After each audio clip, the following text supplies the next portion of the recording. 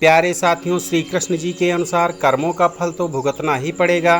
प्यारे साथियों, आप सभी को सुरेंद्र कोहली का जय श्री कृष्णा। प्यारे साथियों, हमें कर्मों का फल अवश्य ही भुगतना पड़ता है, क्योंकि मनुष्य ही अच्छे और बुरे कर्म करता है, पशु नहीं करता है।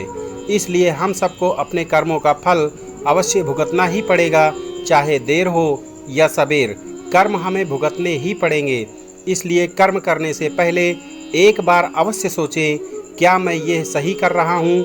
अगर कर्म करने से पहले अच्छे से सोच लेंगे तो शायद हम बुरा कर्म करने से बच सकते हैं। अगर आपने अपने आप को बचा लिया इन बुरे कर्मों से, तो सज़ा से भी आप अपने आप को बचा लोगे। आपने बुरा कर्म कर लिया है तो एक ना एक दिन भगवान अवश्य सजा देंगे। इस जन्म में नहीं तो अगले जन्म में ही कर्मों का फल तो भोगना ही पड़ेगा।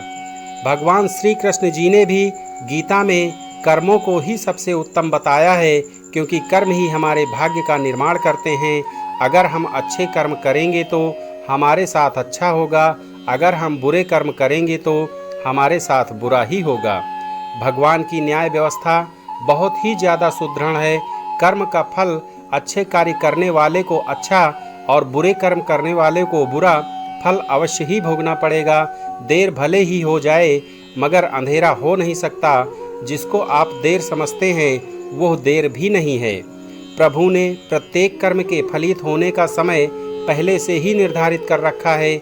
समय से पहले या पीछे फल की प्राप्ति नहीं होगी। प्रभु की प्रत्येक रचना, प्रत्येक नियम इतना ज़्यादा गहरा है कि हर एक प्राणी उसको समझ या जान नहीं सकता।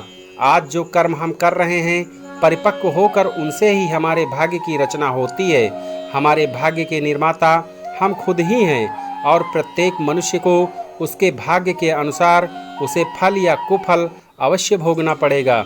प्यारे साथियों, भगवान श्री कृष्ण जी के अनुसार इस समय हम जो दुख भुगत रहे हैं, ये हमारे पिछले जन्मों का या इसी जन्म के हमारे किए गए पुण्यों या बुरे कर्मों का, पापों का फल है। प्रभु को दोष नहीं देना चाहिए।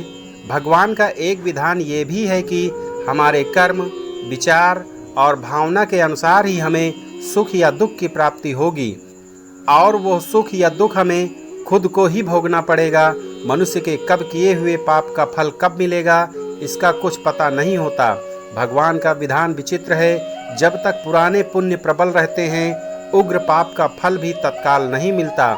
जब पुराने पुण्य खत्म होते हैं, तब पाप की बारी आती है।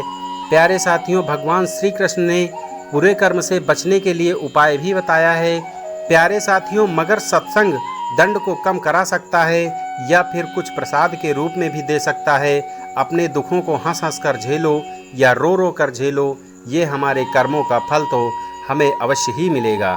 फिर रोकर क्यों झेलें? रोने से कष्ट दुगना हो जाता है और हंसते हंसते रहने से आधा हो जाता है। जिस दिन पाप कर्म हो जाए तो अगले दिन उपवास रखो, भगवान का नाम लो। यह एक उत्तम कर्म भूमि है। कर्म तो करना पड़ेगा। कर्म नहीं करोगे तो पाप चढ़ेगा। जैसा कर्म होगा वैसा ही फल भी भोगना पड़ेगा। फिर दुष्कर्म क्यों करें? प्रत्येक कर्म प्रभु को याद करके करेंगे, तभी अच्छे फल ही भोगेंगे। प्यारे साथियों, धन दौलत, सुयश, खुशियाँ, सफलताएं, सुखी परिवार, रोना हमारे कर्मों का फल है, और पीड़ा, दुख, बीमारियां, आफत, दुखी परिवार, रोना हमारे ही बुरे कर्मों का फल है। भूतकाल में हमने जो किया था उसका फल हमें अब मिल रहा है। भूतकाल में हम जो भोग चुके हैं या हो सकता है इस जन्म में भोगोगे। भगवान श्री कृष्ण ने समझाया है कि भीष्म पितामह सुख दुख से, जय पराजय से परे हैं। वे जानते हैं कि जो होने वाला था वही हुआ। भीष्म ने श्री कृष्ण से कहा, भगवान, मैंने ध्यान करके अपने 73वें जन्म तक देखा। मैंने तो कोई दुष्कर्म भी नहीं किया, मैंने तो कोई कुकर्म भी नहीं किया, फिर मुझे बाणों की सैया पर क्यों सोना पड़ा? तब भगवान श्री कृष्ण मुस्कुरा कर बोले, हे संयम मूर्ति भीष्म, 73वें जन्म के बाद 74वें जन्म तक जब आपको पता चलता है कि जब आप किशोर थे तब वन में घूमने गए, वहाँ पत्ते पर बैठी टिड्डी के शरीर में आपने कांटा चुभोया था, उस कर्म का फल घूमते घूमते अब मिल रहा है। कर्म का फल 6 साल में दुगना, 12 साल में 4 गुना, 18 साल में 8 गुना, 24 साल में 16 गुना इस प्रकार मिलता है। इसलिए जब आप कर्ता हो करके कर्म कर रहे हैं तो सोच लें कि इसका क्या फल मिलेगा। ओम नमो भगवते वासुदेवाय इस नाम का, इस मंत्र का जाप करें। आपके बुरे कर्मों से कुछ आपको निजात जरूर मिलेगी। प्यारे साथियों, भगवान श्री कृष्ण जी की कृपा आप सभी पर हमेशा बनी रहे। तो प्यारे साथियों, मिलते हैं अगली किसी अन्य वीडियो में। तब तक के लिए आप सभी साथियों को सुरेंद्र कोहली का जय श्री कृष्णा।